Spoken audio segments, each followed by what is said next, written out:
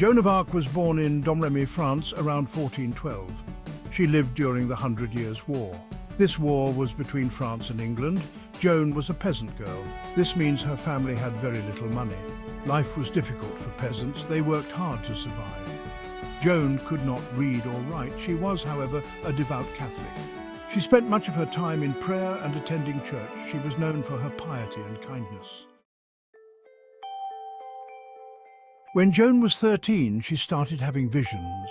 She saw bright lights and heard voices. The voices belonged to St. Michael, St. Catherine and St. Margaret. They were saints of the Catholic Church. Joan believed these visions were real. They told her to help the Dauphin Charles. The Dauphin was the uncrowned King of France. At this time in the war, England was winning. The voices told Joan to drive the English out of France. They also told her to make sure the Dauphin was crowned king. Joan believed it was her duty to follow her visions. These visions, she claimed, were messages from saints instructing her to support Charles VII and help drive the English out of France. Her faith in these divine messages was unshakable, and she felt a profound sense of purpose. At age 16, she went to see Robert de Baudricourt. Despite her young age, Joan was resolute and determined to fulfill what she believed was her divine mission.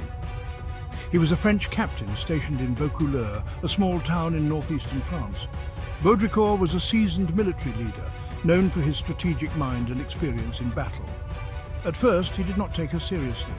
He saw her as just another peasant girl with wild dreams and dismissed her claims as mere fantasies. He thought she was just a peasant girl. Her humble background and lack of formal education made it difficult for him to believe that she could be the savior of France. I must see the Dauphin. Joan's voice was filled with conviction and urgency. I have been sent by God to save France. Her unwavering faith and determination were evident in her every word and action. Joan was persistent. She refused to be dissuaded by Baudricourt's initial skepticism and continued to press her case with unwavering resolve. She returned to see him again. This time she was more determined than ever, her faith and conviction growing stronger with each passing day. This time she convinced him. Her persistence and the sincerity of her beliefs finally broke through Baudricourt's skepticism. Baudricourt gave Joan a small escort of soldiers. He realized that there was something extraordinary about this young woman and decided to support her mission. They took her to see the Dauphin in Chinon.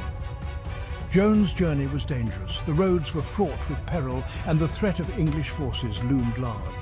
She had to travel through territory controlled by England.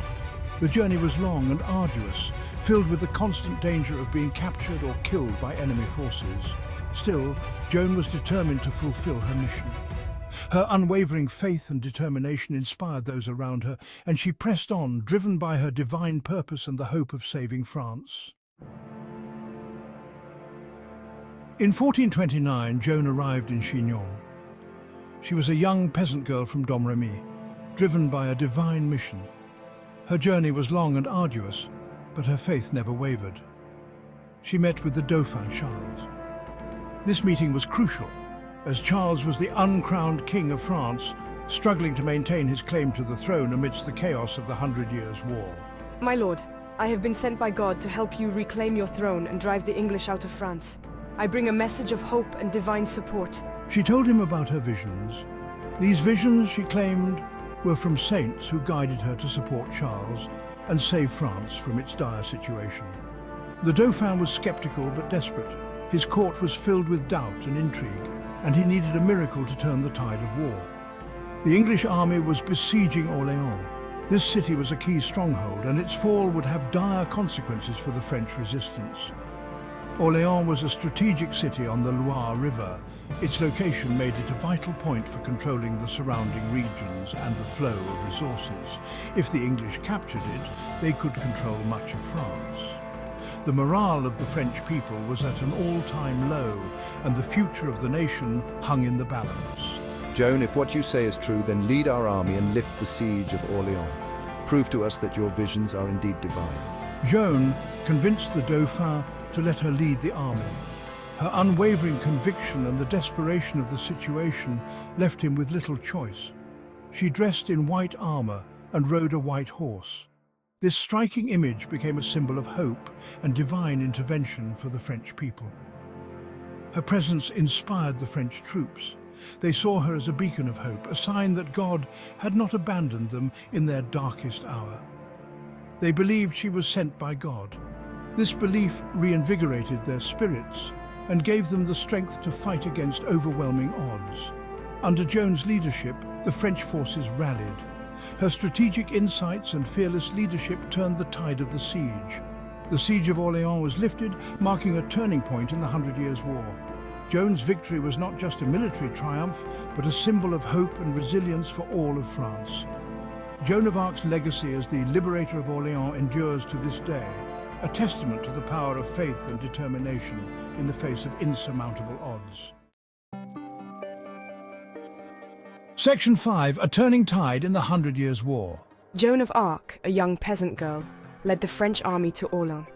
Her presence was a beacon of hope for the French soldiers who had been demoralized by years of conflict and defeat. She rallied the demoralized troops with her unwavering faith and charismatic leadership. Joan devised new strategies that were bold and innovative, often surprising the English forces. Not content to merely plan from the sidelines, Joan donned battle armor and fought on the front lines, inspiring her troops with her bravery and determination. Despite being wounded twice in battle, Joan refused to retreat. Her resilience and courage in the face of adversity became legendary. Within just 9 days, the French army, under Joan's leadership, managed to break the English siege of Orléans. This remarkable victory was a testament to her strategic acumen and the renewed spirit of the French forces. This victory marked a major turning point in the 100 Years' War, shifting the momentum in favor of the French. It was a significant morale booster for the French people and their army. The victory at Orléans elevated Joan to the status of a national heroine. Her leadership and success in battle were celebrated far and wide. She was affectionately nicknamed the Maid of Orléans, a title that symbolized her purity, courage, and divine mission. Across France, people celebrated her achievements. Towns and villages held festivities in her honor, and her name became synonymous with hope and resistance. Many believed that Joan was a messenger sent by God to deliver France from its enemies. Her deep faith and conviction inspired countless others to believe in her divine mission. Her victory at Orléans gave the French renewed hope and a sense of purpose. The soldiers, once weary and disheartened, now believed that they could achieve ultimate victory. With Joan's leadership, the French army was reinvigorated. They prepared for future battles with a newfound confidence, believing that with Joan by their side, they could win the war and reclaim their homeland. Section 6. Betrayal and Capture. Joan went on to win several more battles against the English. She helped to liberate other French cities. She escorted the Dauphin to Reims. There he was crowned King Charles VII. Joan had fulfilled part of her mission. However, her success was short-lived. During the siege of Compiègne, Joan was captured by Burgundian soldiers. The Burgundians were allies of the English. They handed Joan over to the English for a hefty sum of money. The French king, Charles VII, did little to secure her release. He abandoned her to her fate. The English wanted to discredit Joan. They knew her influence over the French army. They put her on trial for heresy and witchcraft. The trial was held in Rouen, France. It was a politically motivated trial. The judges were biased against Joan. Joan, you stand accused of 70 different charges, including heresy, witchcraft, and dressing as a man. The trial lasted for months. Joan was interrogated repeatedly. She was denied legal counsel. The trial was unfair. It was designed to condemn her. Despite the accusations, Joan maintained her innocence. My visions are real. I am following God's will. However, her words fell on deaf ears. The court found her guilty of heresy. She was sentenced to death. On May 30th, 1431, Joan of Arc was burned at the stake in Rouen marketplace. She was only 19 years old. I forgive my enemies. Even as the flames engulfed her, Joan remained steadfast in her faith. She died a martyr's death. Her execution shocked many. It made her a symbol of French resistance. Despite her tragic end, Joan of Arc left an indelible mark on history. She became a legendary figure. She was a symbol of French nationalism and resistance. She helped to turn the tide of the 100 Years' War. Her courage and faith inspired generations. Joan of Arc's story has been told and retold for centuries. She has been the subject of countless books, plays, films, and works of art. Her image is instantly recognizable. She remains a powerful symbol of female strength and courage. Years after her death, Joan of Arc was declared innocent of heresy. In 1920, she was canonized as a saint by the Catholic Church. She is now known as Saint Joan of Arc. She is the patron saint of France, soldiers, and those who have been falsely accused. Every year on May 30th, the anniversary of her death, France celebrates Joan of Arc Day. Her story continues to inspire people around the world. She's remembered for her courage, her faith, and her unwavering belief in her mission. Joan of Arc's legacy is one of courage, faith, and unwavering determination in the face of adversity.